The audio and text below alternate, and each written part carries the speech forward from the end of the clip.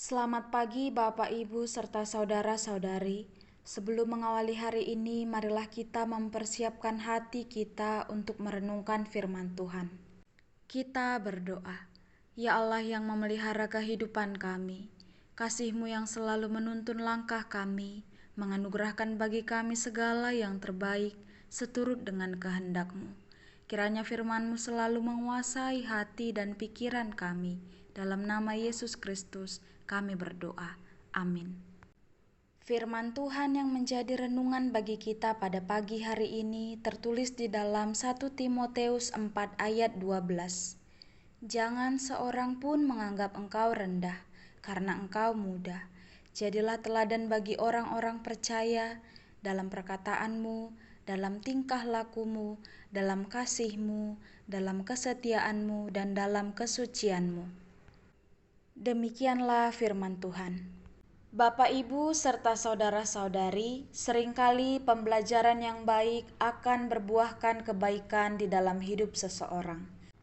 Ketika seseorang dilatih sejak masih kecil untuk selalu bersikap sopan, menghargai orang lain, berdoa, membaca firman dan mendengarkannya, beribadah, diingatkan untuk selalu melibatkan Tuhan di dalam hidupnya, tentu hal ini akan mempengaruhi sikapnya di hari yang akan mendatang. Maka melalui proses yang panjang itu, yang tidak mudah dan penuh kesabaran, mendidik anak itu, ia perlahan-lahan akan tumbuh menjadi anak yang sopan, yang menghargai orang lain, selalu berdoa, mendengarkan dan merenungkan firman Tuhan, dan memiliki waktu untuk beribadah. Ketika datang persoalan di dalam kehidupannya, maka ia akan percaya ada Tuhan, penolong yang setia, siap berjuang bersama-sama dengannya menghadapi kemelut kehidupan itu. Jika sikap itu semakin bertumbuh dan kokoh, maka ia akan menjadi teladan bagi orang-orang di sekitarnya. Siapapun yang berada di dekatnya akan menerima energi positif yang terpancar dari dalam hidupnya. Demikianlah Timoteus telah menerima segala pengajaran baik bagaimana menjadi pengikut Yesus yang setia. Maka Paulus mengingatkan Timoteus untuk bersikap dan bertindak di dalam iman yang sungguh-sungguh sebagaimana ia telah dilatih. Didikan yang telah diterimanya diharapkan Paulus melalui itu menjadi pelayan yang teladan dan setia. Sekalipun ia masih muda, namun ia tetap bisa menjadi teladan. Timoteus dimohonkan untuk mengingatkan orang-orang percaya melalui hidupnya, yang terlebih dahulu mempersiapkan diri untuk menghadapi pengajar-pengajar sesat, penyimpangan iman, roh-roh penyesat, ajaran-ajaran setan, serta tetap menjaga ajaran yang sehat di dalam iman kepada Yesus, dan melatih diri dalam ibadah, dan tetap menyerahkan diri sepenuhnya dalam tugas pelayanan itu. Timoteus diingatkan untuk menjaga kasih. Jika memiliki kasih, siapapun yang kita hadapi, apapun yang telah diperbuatnya atau dikatakannya tentang kita, maka kita akan selalu mencari kebaikan di dalam diri mereka.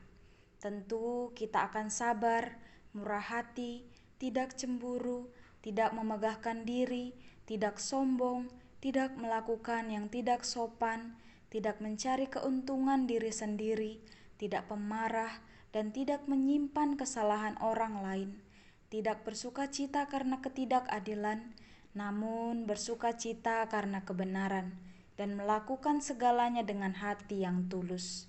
Sebagaimana yang tertulis di dalam 1 Korintus pasal 13 ayat 4 sampai dengan ayat 6. Timoteus juga diingatkan untuk menjaga kesetiaannya pada Kristus. Sesuatu yang tidak akan bisa ditukar dengan segala hal yang berharga. Jika jalan yang dilalui baik-baik saja, tentu mudah untuk setia pada saat itu. Namun yang diharapkan adalah ketika keadaan jalan yang dilalui penuh duri, semak belukar, Tubuh tidak berdaya, seakan jalan keluar sulit ditemukan, namun kesetiaan kita menunjukkan kita akan tetap berjuang melewati segala keadaan karena percaya pada Yesus sendiri. Kemudian Timotius diingatkan untuk menjaga kesuciannya. Sebagaimana Timotius diharapkan untuk menganggap kesucian itu sebagai standar hidup pengikut Kristus.